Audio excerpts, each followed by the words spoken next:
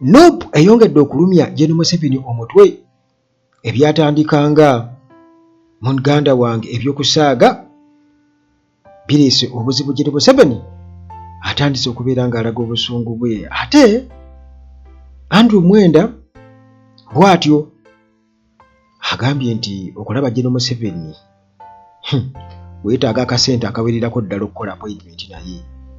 Byakugulirira ebyokulaba Museveni byakugulirira.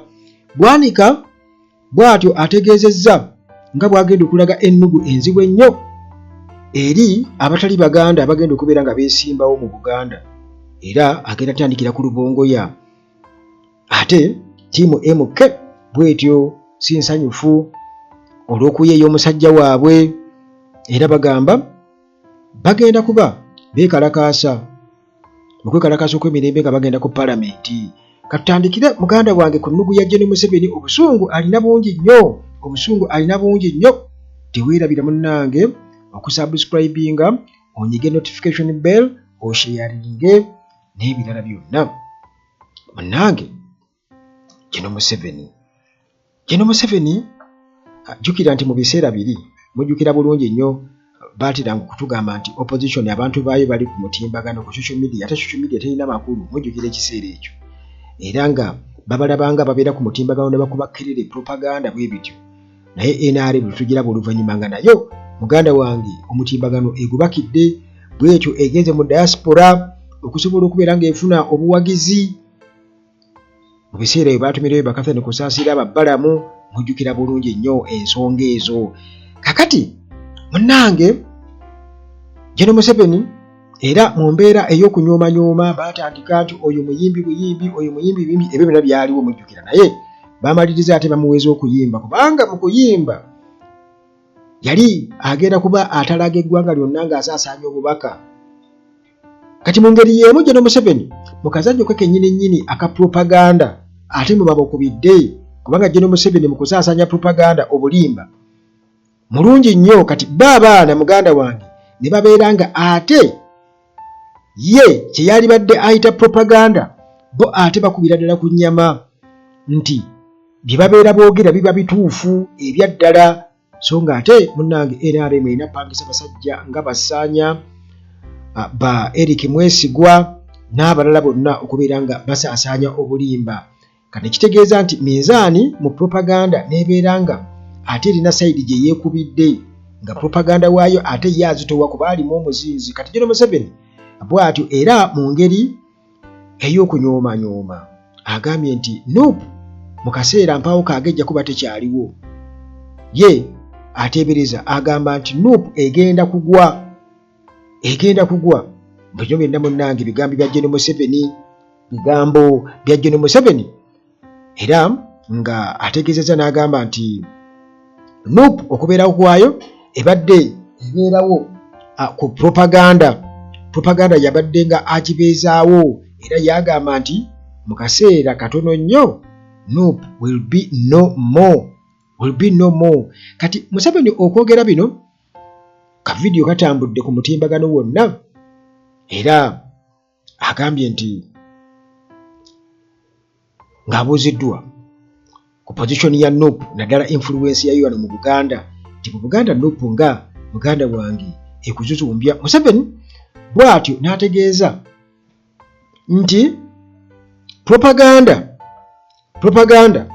yabeezaawo Nuupu mu region eno eya Buganda, naye akakasa nti nno obuwagizi bwa Nuupu bugenda kuba bukendeerera ddala, era ye agamba nti propaganda kugamba alinga agamba nti abantu bagenda bagibuuka, oba nze bwe nninga akiraba nti ebintu bye boogera katugeze enguudo si nzimbe, amalwaliro n'ebirala byonna nti oyo propaganda si bituufu. Abantu babiraba ati enguudo nkole, tulaba amalwaliro makole. Kakati abantu bwe batyo nga bagamba nti Museveni byayogera tabimanyi, kubanga ffe tubiraba newankubadde nga munnange eriyo abawagizi ba Gen. Museveni babagamba ya kituufu propaganda. Kati propaganda takyaliwo. Ekyebuuzibwa nti ebizibu abantu bye beemulugunyaako bivuddewo, bikoleddwa. Bwe twogera ku kuwamba abantu, okubuzibwawo kw'abantu n'okutulugunya abantu kuvuddewo. kuvuddewo ekyo ngo okitadde wabbali, enguzi tekyaliwo, obubbi bwa ssente n'ebintu ebirala. Kakati munnange tukimanyi bulungi nnyo nti Nuupu wano mu Buganda mu kalulu ka 2021 yakuba Museveni ekigo n'enkoona n'enywa, era ababaka ba Paalamenti abasinga mu Paalamenti mu region eno eya Buganda bwe batyo bonna ba Nuupu, era bwe kityo ne kigifuula okuba ekibiina mu opposition ekisinga amaanyi. Kakati Museveni alaga nti afokasinze nnyo, essira litadde nnyo ku kubeera nga akendeeza amaanyi ga Nuupu wano mu Buganda, era kino akikoze era nga ekyo kyennyini kyayogerako ekya propaganda. Omanyi General Museveni atera okwogerako cheap politics ate nga ye kafulu wa cheap politics. Kati era bw'ayogera propaganda ekyo akikozesezza ebbanga ddene nnyo okuteekawo propaganda okusobola okunafuya Nuupu, era n'okubeera ng'awaayiriza Bobi Wine mu ngeri y'okubeera nga amusiiga enziro, oyo muli wa Bisiyaga, oyo akola kino, oyo. Era nga bwemulaba bwe yavaayo mu biseera bire bya Besigye n'agamba nti Besigye alina siriimu,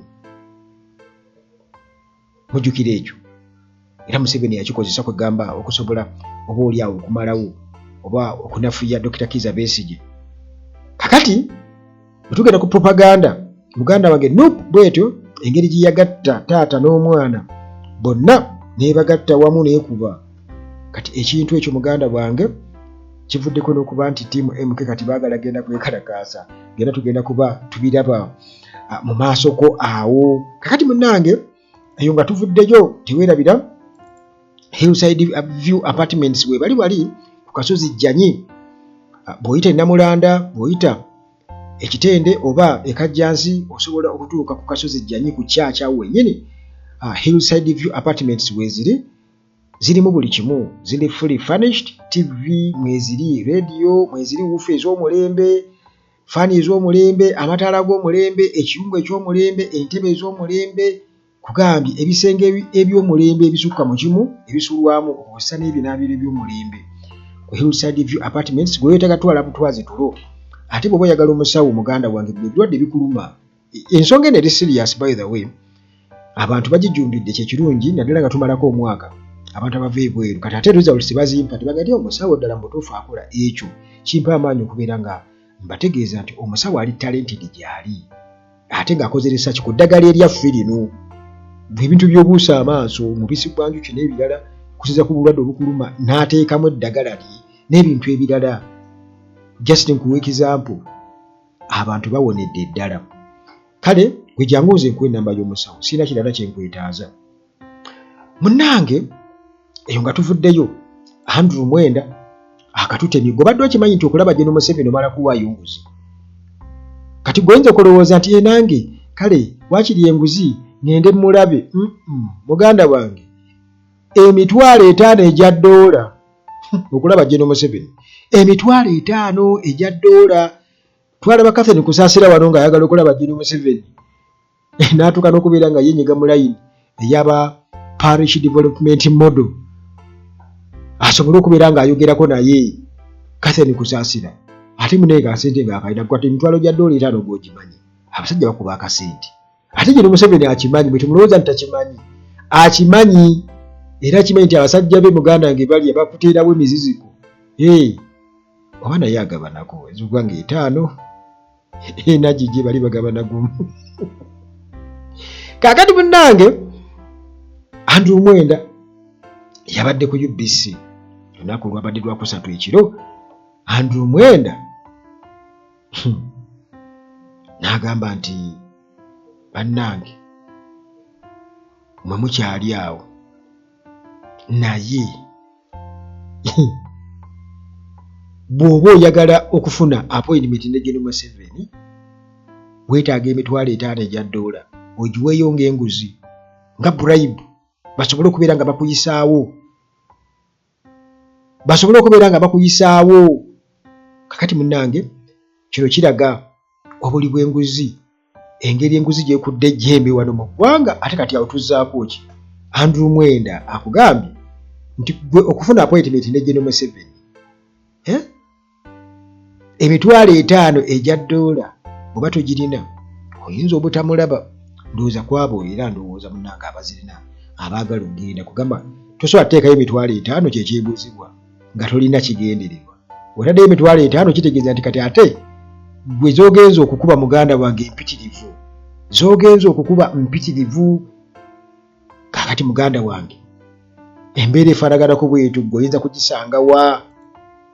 Oyinza kugisanga wa? Kubanga General Museveni yatandika embeera y'amabaasa, mujjukira bulungi nnyo, yatandika embeera y'amabaasa. Ate era General Museveni ne yeeteekako ssente ne mutowe sali musali nti okufuna ku ssente olina kumala kubasisinkana n'ofuna kasente. Kakati k'ogenda okufunayo ako nabano babeera bakimanyi nti kati gwe Andrew Mwenda tukimanyi ogenda kuba Museveni kawumbi, ogenda mukuba kawumbi. Kati buno bukadde 10 nabwo fetuwe watuweko obukadde 2 osigazeeko 8 kubanga ogenda kukuba ssente. Leeta $5,000 kireka ndoza na appointments nazo zirimu standards. Oyinza omusanga Museveni nga talina budde ate ndoza ne bakuwa n'eri ng'alina obudde ndowooza. Kakati munnange eyo nga tuvuddeyo, waliwo omusajja mukulu ye teyewummuzaako era nga ono si mulala ye Abedi Bwanika. Abedi Bwanika atuuse okugamba nti agenda kulwana bwezi zingirire okakasa nti Rubongoya n'abalala baatayagala bagwa oba tebalondebwa mu kalulu 2026. Ono ye mubaka ow'Kimaanya Kabonera MP Abedi Bwanika.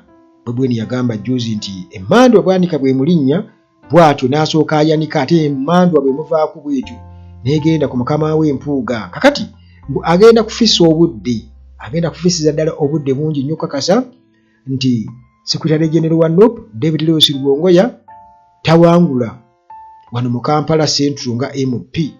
Bwanika agamba nti pulaani eno mbi eri oludda oluvuganya, nti kubanga Kampala ebbanga ddene nnyo nti azenga abonaabona oboolyawo n'abantu abamu, era yaga nti bagenda kubeera nga guno omulundi baspoon feedinga Rubongoya nti bamukkiriza okubeera ng'afuuka MP owa Kampala, ate nga mu Ankole gy'azaalibwa nayo asobola okubeera nga yeesimbawo.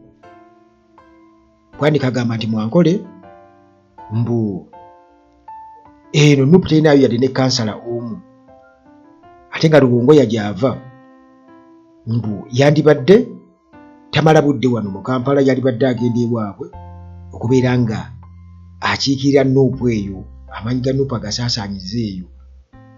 Era Bwanika n'agamba nti Abaganda abalondera mu Kampala ayagala balage Rubongoya omutima, bamulage omutima. Era agamba nti Rubongoya tebayinza kumuwa kifo ky'amakulu ng'ekyo kubanga nti waliwo ate ba opposition leaders abalala oba basobola ba politicians abazaalibwa wano mu Buganda, nti ye nga ye yamaze dde okubeera nga definitely alaga nti agenda kukomawo ng'omubaka wa Kimaanya Kabonera 2026. Bwe naye kati ye engeri gyeri nti eri bagenda kuba bamulonda Kisanja 2026 231.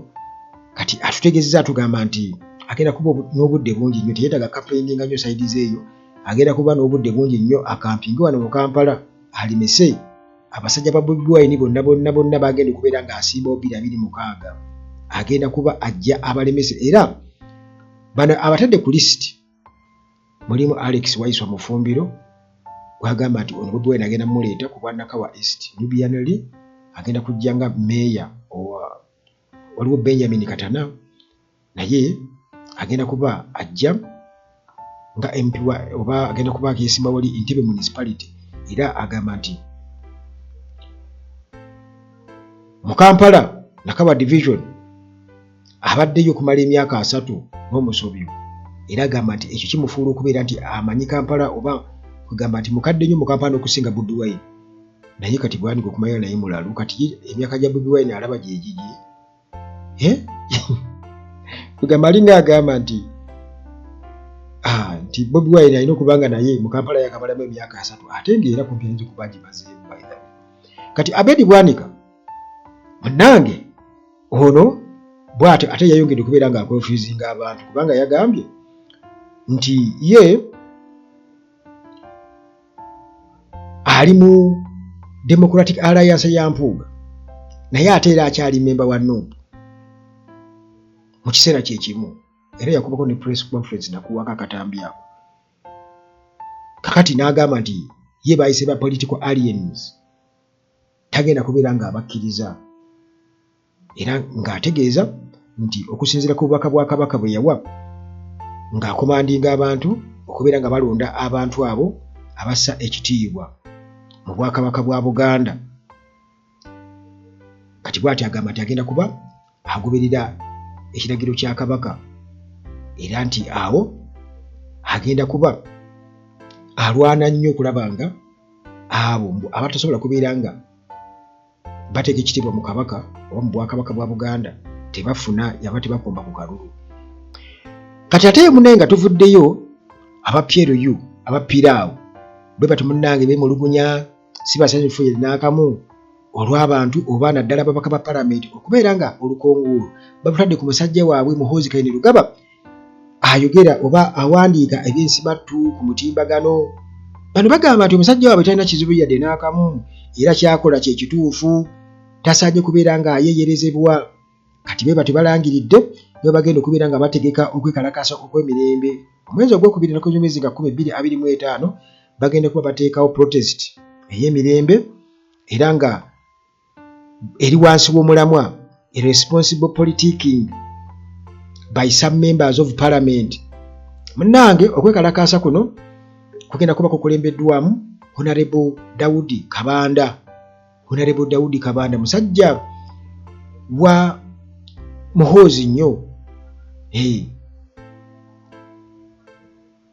tumuyite kimusibe oba eyali omusibe oba eyakasimatuka eyakava mu kkomera omugole eyakava mu kkomera. Kakati bano bagezako nnyo okubeera nga baprotectinga oba bakuuma ekitiibwa kya Muhoozi Kainerugaba chairman owa PLU era nga bagamba nti nno ono abadde target eya continuous political attacks. Kati mu statement gye bafulumizza Honorable Kabanda agamba nti PLU emaze okubeera nga eyitaba members baayo bonna n'abawagizi abawagira General Muhoozi Kainerugaba okubeera nga bakuŋŋaana mu numbers era bajje eddoboozi lyabwe nga bavumirira kyaba MP okubeera nti nno bayisa agengege mu musajja waabwe bagufudde omugano okubeera nga boonoona erinnya lya Muhoozi okusinziira ku Kabanda. Era agamba nti pulaani eno ey'okwekalakaasa bwe bati bagitegese oluvannyuma lwa Palamenti okubeera ng'evumirira Muhoozi ebyo byazzenga ateeka ku mukutu gwa Twitter. Bo bagamba bo bawagira buli kyateekayo bagamba kituufu ate baatugambye nti omutimbagano baagukola baaguhaakinga gundi ye akawunti ye baagihakinga nti waliwo abawandiika ebyo ate ebyawandiika bye bakomentinga ne bamuwaana nti bituufu weebale nnyo.